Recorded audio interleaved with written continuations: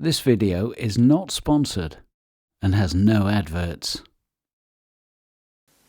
Hello and thanks for joining me for some more out and about photography. This is episode 2 and I think that I've managed to cobble together enough material to make a video for you.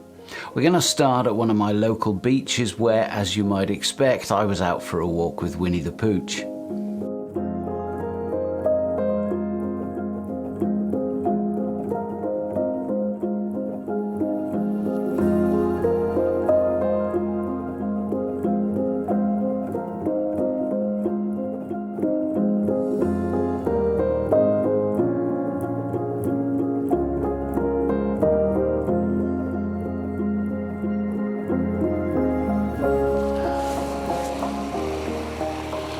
You know, sometimes I lug my gear out on a dog walk and all I'm doing is just carrying a load of stuff around and I don't get to use it very much. But this morning I've come to a different beach to my usual one. I'm at Porth Tintawin.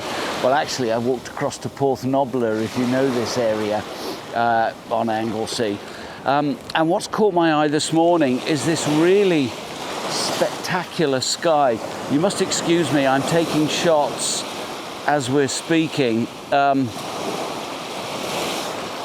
yeah, I've got this lovely, almost mackerel sky. There's a big weather front coming in. It's going to be lashing down for the rest of today, in about an hour's time, something like that. But what I was able to do was to find a composition with these lovely rocks. Luckily, we're at high water, and so that's a big plus, which was part of the reason why I decided to carry all my gear out, because these little rocky outcrops, when the tide comes in, turn into little islands. And what I've been able to do is to kind of reflect the shape of the sky using the strand line. Another thing that you might be wondering about is with this strand line, there's an argument that it could be quite messy. But to me, it's part of the character of the beach, and I really want to reflect that. What happens is the kelp gets torn away in storms and ends up a line along high water. And it's got this lovely deep reds and orange colours in it, which I'll be looking to bring out in post. I'm using a 4-second exposure, so I've got a full set of filters on, a polarizer, a 0.9 soft grad, because the rocks on the little outcrop are quite dark.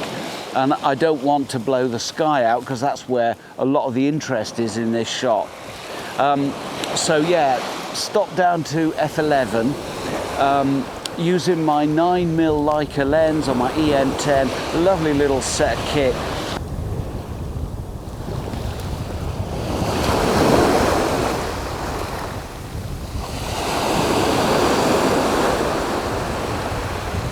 It's just a matter of timing it. Have to be quite gentle with the shutter button because I don't want to move the camera. If I time it just right, just when I get something that looks like it'll put a bit of surf into the strand line. I mistimed that completely. That would have been perfect. So I'm pretty happy with this shot, and I'm really glad that I brought this little lightweight tripod down, because even with my OM1 at 4 seconds I'd be struggling for a handheld, whereas this makes it really easy. I actually took a shot recently on my OM1 handheld, similar sort of thing with foreground wave movement, but that was 2.5 seconds. And that's pretty much the limit of what I can achieve by hand. Anyway, I think this will do for this shot. It's not the best shot in the world, but really what makes this shot is that lovely texture in the sky. Now, in the end, I was quite happy with that image, so I will share it with you at the end of this video. Now, over the last couple of weeks, I haven't been able to make that much in the way of video material, but because the lovely Mrs. G has been a bit poorly, she hasn't been able to take Winnie out for her walks during the week. Normally, I'm only on weekend duty. So what I've been doing is carrying my camera as you'd expect, and I've had more opportunity to do photography, but not enough time because I have to get back for my day job to make videos.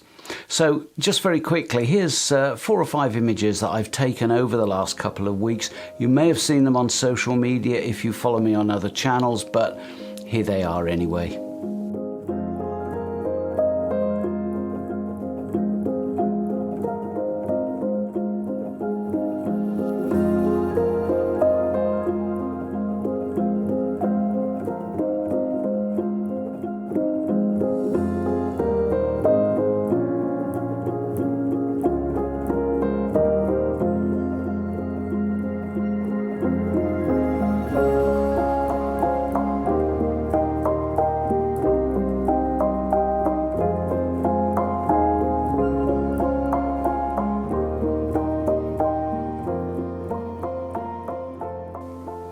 Well, I hope you enjoyed those. I'll put a couple more up at the end.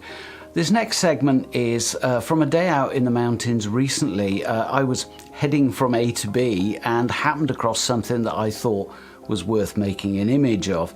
But also, because I had my clobber with me, I thought I might as well video it for you.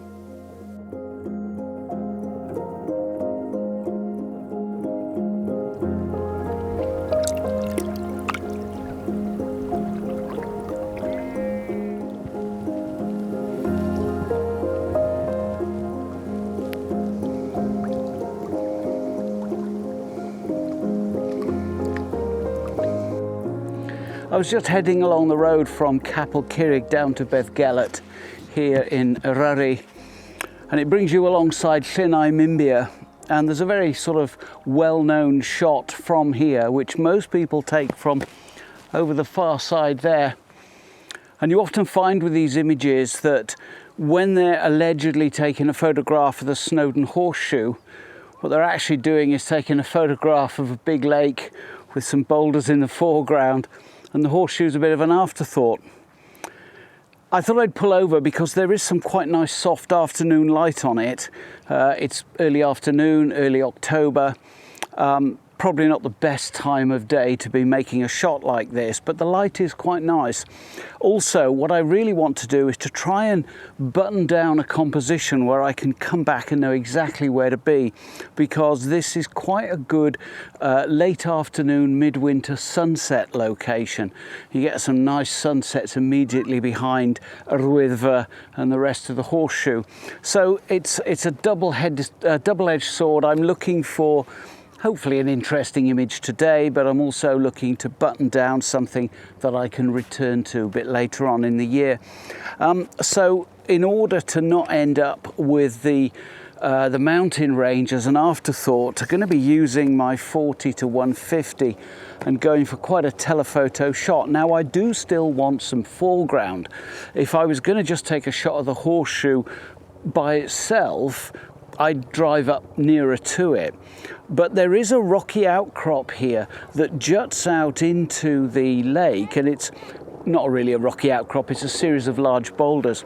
And what I'm looking to do is to kind of find a position where my shot allows me to use that foreground to kind of emulate the shape of the mountain range, so that I've got something in the lower part of my image that makes it a little bit more interesting.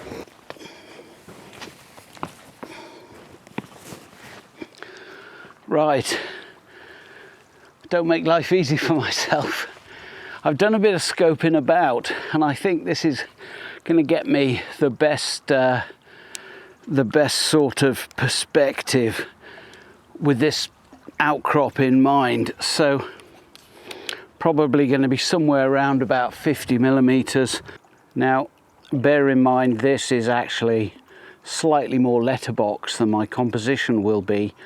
This is obviously 16 by 9, but just to give you an idea, taking a bit of footage here, you can see I've got these nice foreground rocks. Probably going to come up a little higher so that I maintain the separation between the top of those rocks and the far bank. Not sure how high I'll be able to get. I might even be up on this rock behind me. But that's the sort of thing I've got in mind. So I'll just finesse it a bit, and then we'll do some photography, assuming I haven't fallen in by then. Getting back, I've got to go get my bag. I've got to retrieve you off the bank. This is a disaster waiting to happen. Well, after a huge amount of mucking about and trial and error, I eventually realised that if I was down there on that flat stone where I was talking to you earlier, there's no way that I'm going to get the camera up high enough for this shot. There is a positive though, that it's going to be impossible to forget my positioning when I come back and do this composition again in future, in different lighting conditions, maybe with some snow on the hills, or with a sunset going on behind the horseshoe.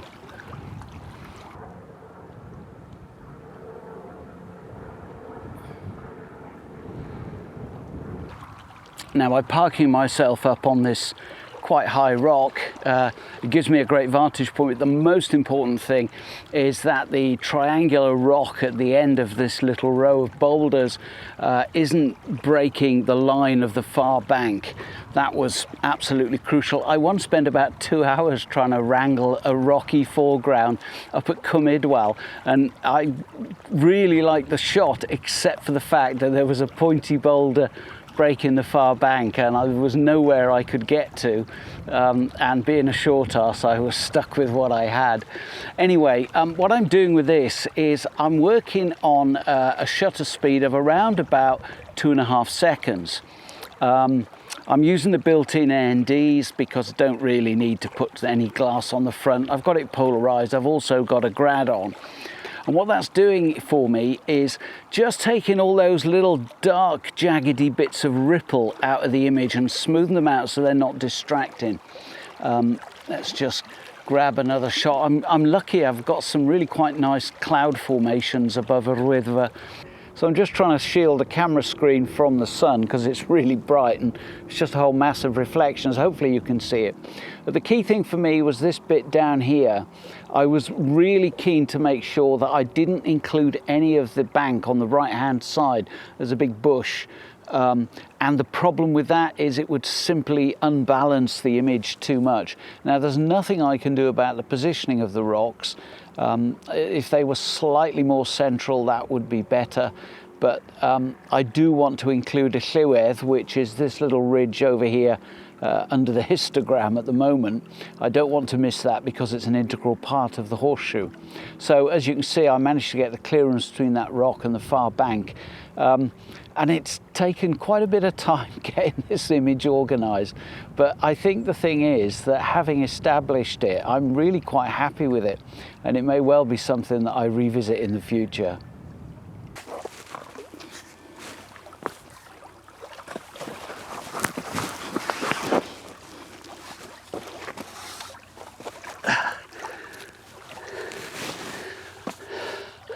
Getting far too old for this bollocks. Now, probably not the best mountain image I've ever taken, but a very useful reference shot, and I was quite happy with how it turned out. Share that with you in just a moment. But I'm going to leave it there for this one. Thank you ever so much for joining me. Really hope you've enjoyed it, and if you have, why not subscribe and join me next time. Cheers.